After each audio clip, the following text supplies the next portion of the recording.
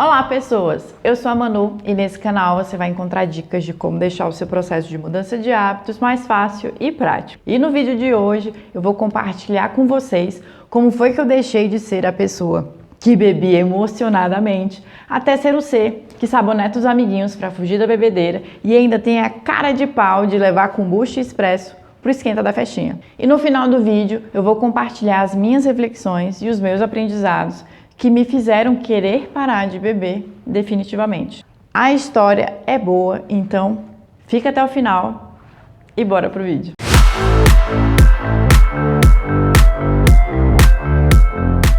Eu comecei a me aventurar no mundo das bebidas alcoólicas muito mais por influência alheia e status social, mas o máximo que eu bebia eram algumas taças de vinho em ocasiões especiais. E eu até acho alguns vinhos bem gostosos, mas eu definitivamente bebia mais pela hype de estar bebendo vinho mesmo. Como na época eu era ainda mais nerd e uma vida social agitada não era algo que me brilhava os olhos, eu não bebia muito. O pau da barraca alcoólica iniciou seu processo de chutação na época da faculdade. Além da variável faculdade, eu tinha acabado de sair de um relacionamento que não me fazia bem e morava no Rio de Janeiro, perto da Lapa.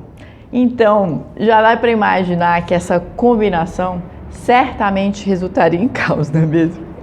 Eu estava na vibe de liberdade, eu vou tocar o terror.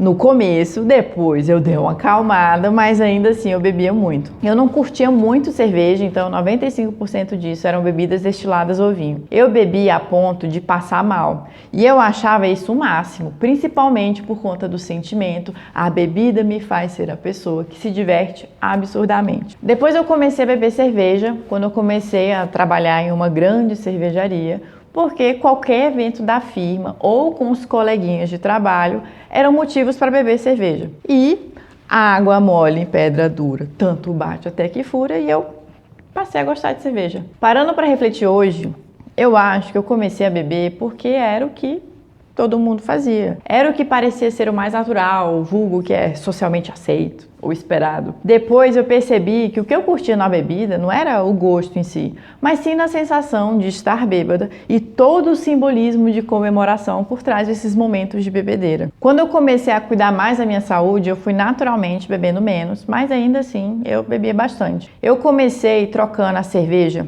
por essas bebidas fitness fake news, né? Tipo gin, saquê, vinho branco.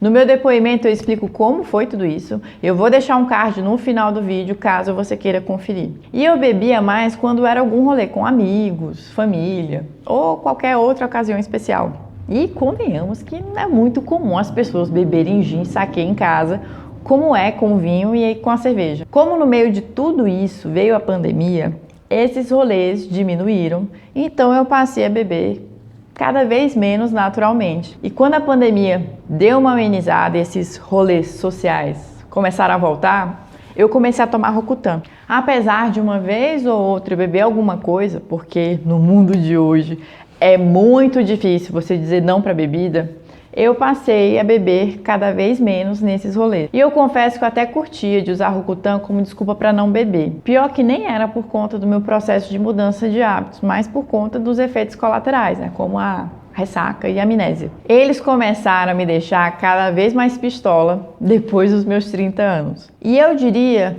que foi aí que eu comecei a questionar a existência do álcool na minha vida. Eu poderia fazer um resumo aqui sobre todo o arregaço que o álcool faz no corpo, mas eu não vou entrar nesse mérito, porque se você refletir com carinho e for esperto, só pela ressaca brava você já vai imaginar que o álcool não te faz bem. Ele até pode te deixar feliz, relaxado, animado, mas certamente o seu corpo não vai com a cara dele. Mas se você quiser saber mais sobre os efeitos do álcool no seu corpo, vou deixar o link de um vídeo top sobre o assunto na descrição do vídeo. Junto a isso, eu também estava numa fase de olhar mais para minha cabecinha e de ser rata de terapia. Então, depois de alguns episódios envolvendo bebida, eu comecei a questionar sobre o porquê eu ainda bebia. Nessa época, eu já sabia que o álcool não me fazia bem e a ressaca já me tirava do sério, mas ainda assim eu bebia. O que me fez virar a chave para abandonar o álcool de vez foi começar a me observar mais esses momentos de bebedeira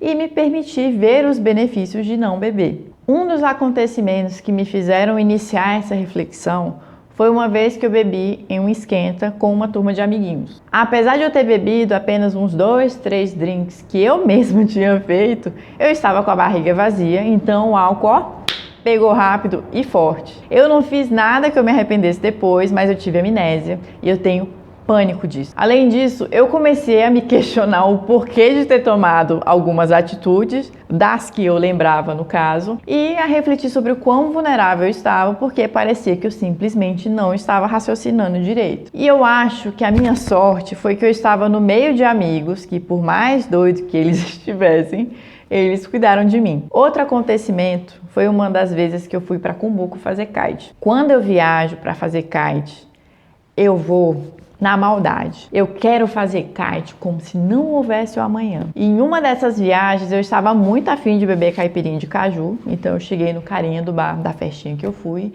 e falei: caipirinha de caju, metade da dose. Até hoje, eu não sei se ele queria fazer a média comigo ou zoar com a minha cara, mas eu acho que ele entendeu o triplo da dose. Eu achei forte, mas na inocência eu pensei, nossa, quero nem imaginar se fosse a dose inteira. Antes disso, eu também tinha tomado uma outra caipirinha, mas de siriguela, porque siriguela é maravilhosa e o preço dela no Ceará é melhor ainda. E você, já ficou bêbado? Sem querer ficar bêbado? Nesse dia eu fiquei e foi desesperador. Eu estava consciente, mas fiquei tonta, com raciocínio lento e a visão trêmula.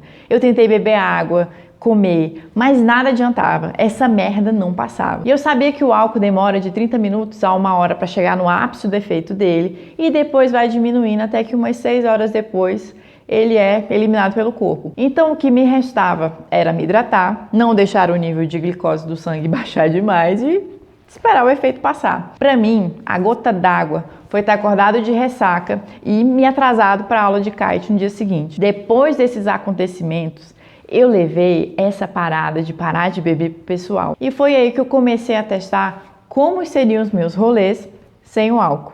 Já nas primeiras festas que eu saí com os meus amigos, eu vi que não beber tinha de tudo para ser promissor. Os primeiros benefícios que eu notei foram não gastar uma fortuna com bebida e não passar por perrengue logístico na ida e principalmente na volta, porque eu podia dirigir. E quem já tentou pegar Uber para voltar dessas festas sabe do que eu tô falando. Sem contar que eu acho que os meus amiguinhos gostam de saber que podem contar comigo para dirigir na volta. Eu tomava o meu expresso e a minha kombucha no esquenta, levava a minha barrinha de proteína para comer na festa e eu vi que dava para aguentar tranquilamente ficar na festa até tarde e acordava 100% no dia seguinte. Inclusive, um dos vídeos que eu gravei aqui do canal foi um dia que eu cheguei em casa de uma dessas festinhas às 7 da manhã, acordei às 3 da tarde e o dia foi extremamente produtivo para a felicidade dos meus 5 Capricórnios. Depois eu fui em uma festa que eu me diverti horrores. Eu fiquei sóbria a festa inteira, mas as minhas amiguinhas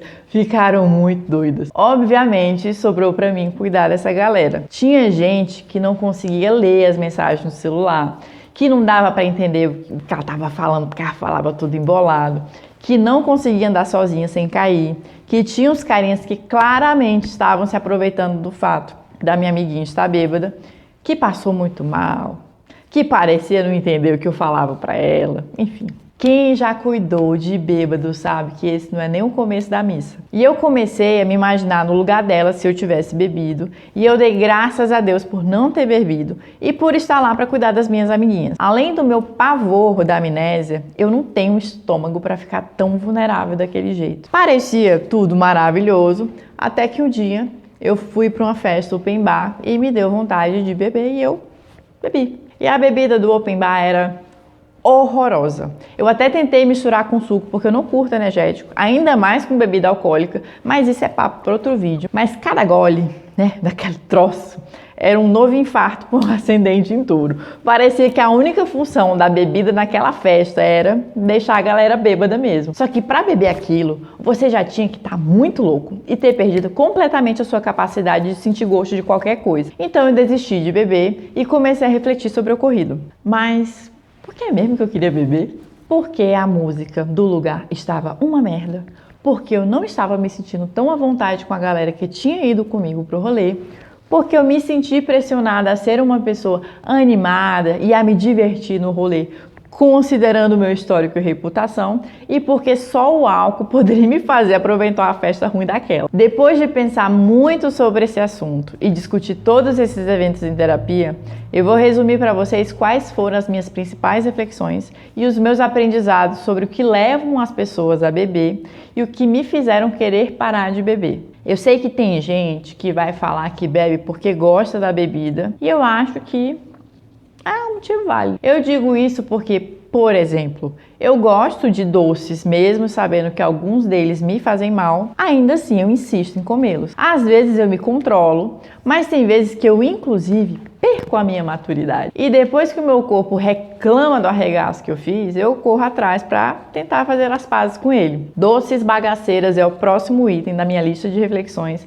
mas eu só quero exemplificar aqui que eu realmente compartilho a sua dor. Outro motivo é a pressão social. Eu acho que beber é visto como uma forma de validar para a sociedade que você já é crescidinho e que já pode beber. Além disso, a indústria construiu uma imagem de que comemorações precisam de bebidas alcoólicas, além de toda a hype de status social e sucesso na vida, quando você consegue bancar bebidas caras. Aí, as pessoinhas da sociedade resolveram comprar essa ideia e estão regando essa ideia e se arregaçando com ela até hoje. Se você é um jovem adulto e não bebe, meus parabéns, mas você vai se sentir deslocado porque infelizmente ainda parece que o normal é beber. E o motivo que eu acho que mais pega é o gostar de se sentir bêbado. Isso porque o álcool te deixa mais relaxado, alegre, menos envergonhado e mais aberto para se divertir e se conectar com outras pessoas. O seu auto-julgamento pega mais leve com você e você se permite fazer o que der vontade. Mas na moral,